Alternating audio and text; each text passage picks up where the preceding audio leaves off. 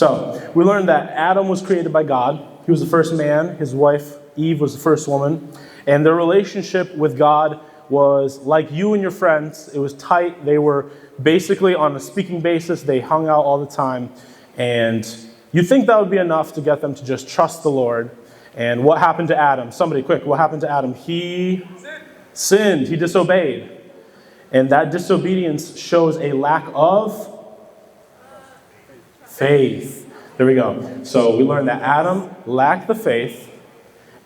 First Eve. Eve lacked faith, then Adam by consequence, and then that resulted in separation from God.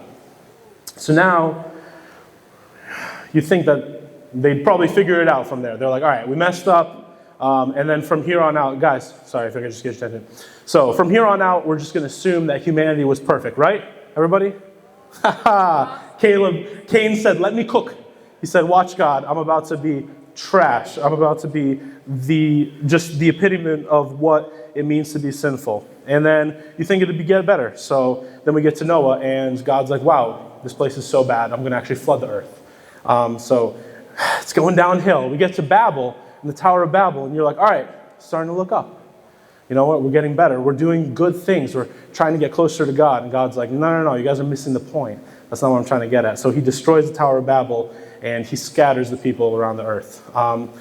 And one of those people, do we have the picture of, Dean, do we have the picture of the Chaldeans?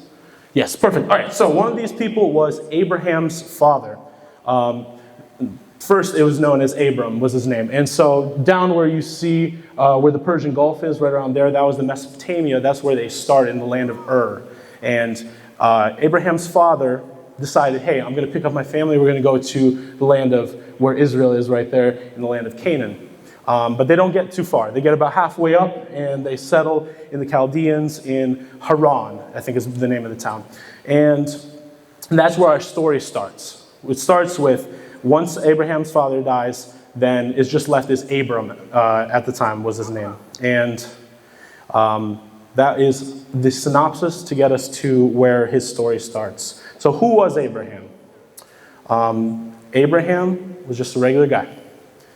There's nothing crazy about Abraham. He originally was married to his wife Sarai. And he was a wealthy guy. He had a lot of family members. He had a lot of people that worked under him, cattle and stuff. But knowing that at the time, the people around him, he was probably a polytheist. Who knows what polytheism is? Multiple gods. Thank you. So actually, there's a good chance, and we don't know for sure, but Abram didn't originally follow the God that's in the Bible. Originally, he was a polytheist, and he probably worshipped the other gods of the people around him. And then one day, God decides to reveal himself to Abram. And he comes down, and if we can turn to Genesis 12, 1-3. Who has their Bible? Raise your hand. Bonus points. All right, I'll give you guys a minute to turn to Genesis 12, verses 1-3.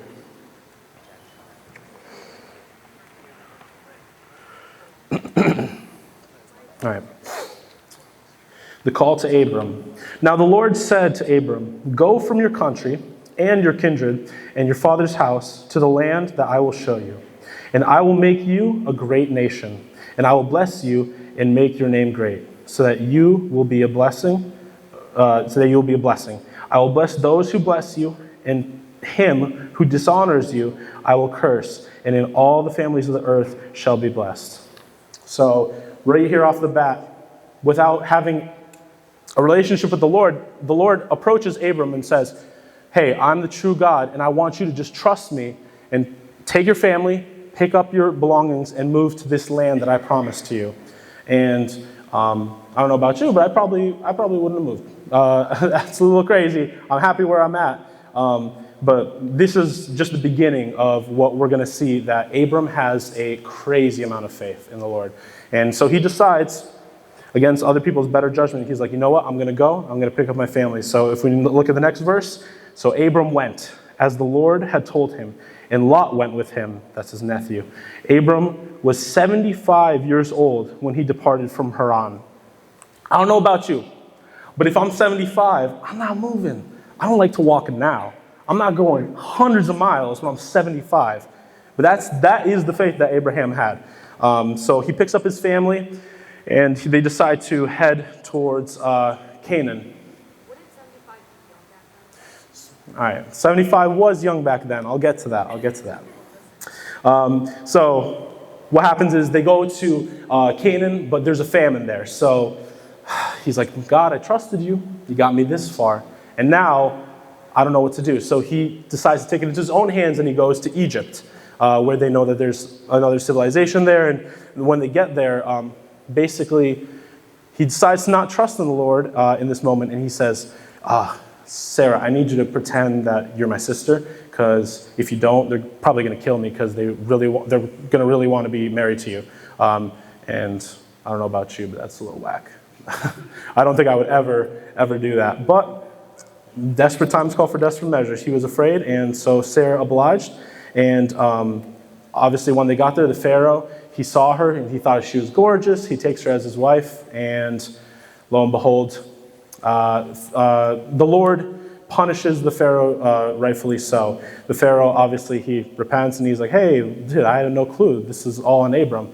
And somehow, out of this whole situation, Abram goes in and comes out richer, because the Pharaoh decided to give him a bunch of riches and lands, to the point where him and Lot get into disputes because they have so many riches that they can't all live in the land of Canaan. So Lot decides to split and go to the part of the, I don't have it on the map, but the part on the right side of the Jordan, and Abraham takes the part on the left side.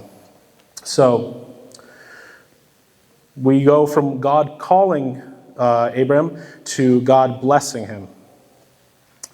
If we turn to Genesis chapter 15, verses 5 and 6, I'll give you guys a second to turn to that.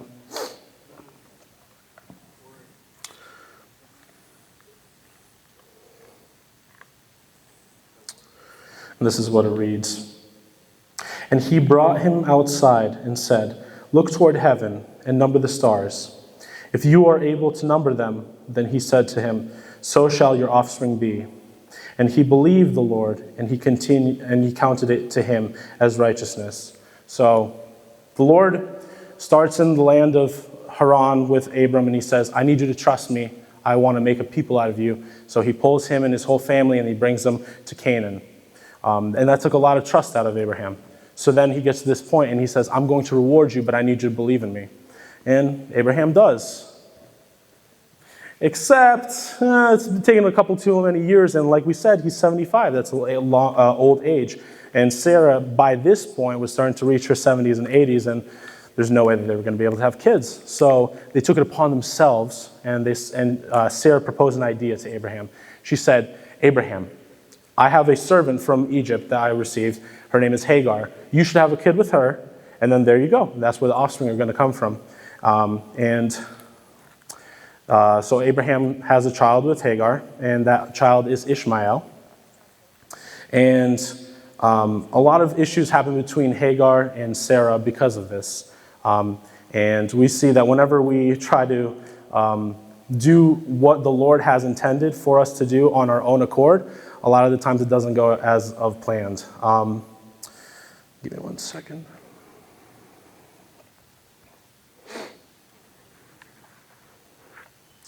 So you think that at this point God would probably punish Abraham for not obeying him and trying to have a child with Hagar, but in fact he doubles down and he reaffirms his promise to Abraham, and he says, in fact, I'm going to give you a child with Sarah, which at that point Abraham was 99, so it's getting to the point where that's very unlikely. But you know what, Abraham had faith, and he said, you know what, I'm going to believe, and he had trust in the Lord. And a couple of years later, he had a child with Sarah, and that child's name was Isaac. So we see that God calls him out, and he calls him to him. And then because he obeys the call, he decides to listen to him. And through that obedience, God rewards him. But we know that when we follow the Lord, it's not going to be all puppies and rainbows. And so at a certain point, God decides to test him. So if we can just turn to Genesis 22:11 to 14. before I get to that part and I read, I'll give you the synopsis of what the Lord asks Abraham to do. The Lord comes to Abraham in a dream, and he says, I want you to sacrifice your firstborn son with Sarah, Isaac. And this is a crazy task to ask of Abraham. This is the child that he's been waiting for years, the child that God has promised to him. He feels, and I imagine that I would feel a right to the child. I would say, God, how could you take this away from me? But Abraham, through his years of trusting the Lord and the relationship that he built with Abraham, he decides, I'm going to trust in the Lord, and I'm just going to go along with it. And so he takes Isaac, and he takes 2 people with him, and they go on the journey to a place that God will destine for them. So they get there after a couple days, and they go up to the top of the hill, and Isaac and Abraham decide to go alone. And so when they get to the top, Isaac asks Abraham, where's the sacrifice? And naturally, Abraham's like, God will provide. And so then they lay down the wood, and Isaac's like, where's the sacrifice? And he's like, you're the sacrifice. So he lays down Isaac. Now, here's one thing that I thought while I was reading this. Depending on what rendition you've seen of this story play out, sometimes it shows that Isaac tries to fight the situation, but I don't read it anywhere here that Isaac fought it.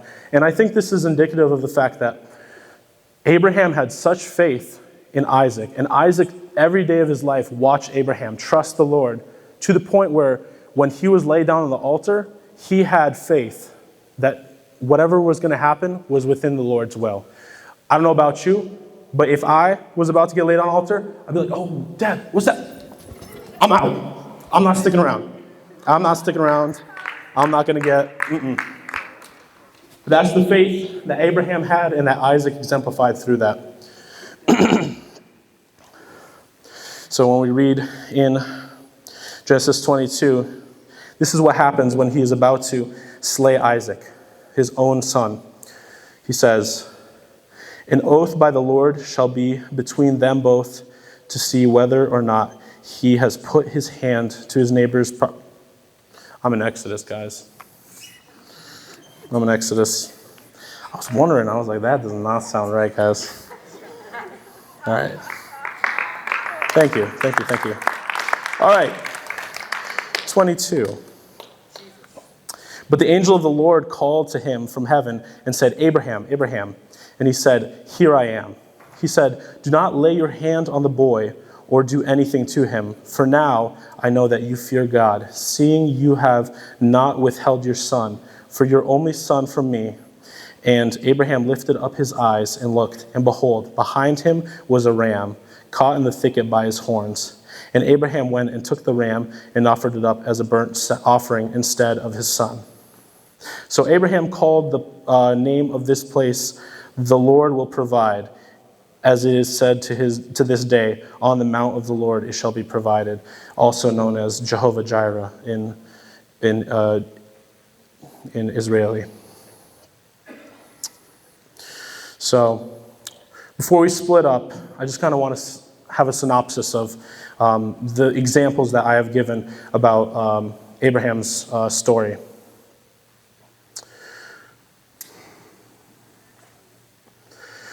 We started last week with Adam, and what we learned from that experience is that through the sin and disbelief in the distrust that Adam had in the Lord, there was a disconnect from the Lord, and he was separated from God.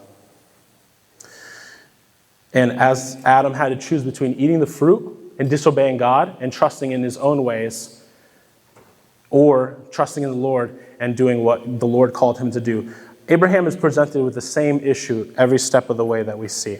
In his own way, Abraham is presented with fruits. He could have decided to continue worshiping the gods of the people of his time, rather than trusting the one and only God that came to him. He could have gone. He could have trusted and lived in Egypt rather than decide to fulfill his plan and finish up in Canaan.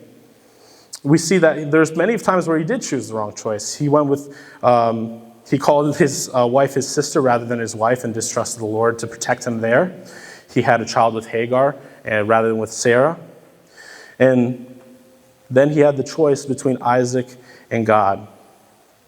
And at the end of the day, no matter how many times Abraham messed up, the Lord considered him righteous because in the end, who Abraham put his trust in was the Lord.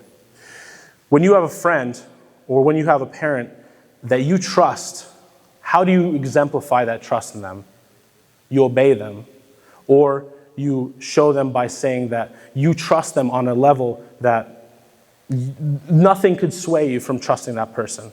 In the same way, the way that Abraham is made righteous is that he believed that no matter what the circumstance was, even to the point where God was asking him to sacrifice his son, Abraham was willing to trust the Lord. And because of that, he was made and considered righteous.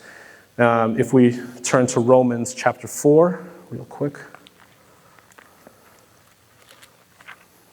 Chapter 4, verses 1 and 3. This is Paul addressing the Roman church. He said, "What then shall we say was gained by Abraham, our forefather, according to the flesh? For if Abraham was justified by works, he has something to boast about, but not before God. For what does the scripture say? Abraham believed God, and it was counted to him as righteousness." So it wasn't what Abraham did, because we see a bunch of examples of Abraham messing up. There's plenty of times where Abraham doesn't do the right thing, or he goes about it, and it's similar to us. There's so many times where we mess up because just like Abraham, we're not perfect. We're just regular people. But what counted him righteous to the Lord was the fact that he trusted in him and he had faith. And that faith is exemplified through his obedience to the Lord. So, if you want to pull up the questions. All right, so if you guys want to take pictures of the questions before we break off into groups, and then we'll do Isaiah and Daniel in that room, and then we'll have Jeremiah and Ezekiel in this room. All right.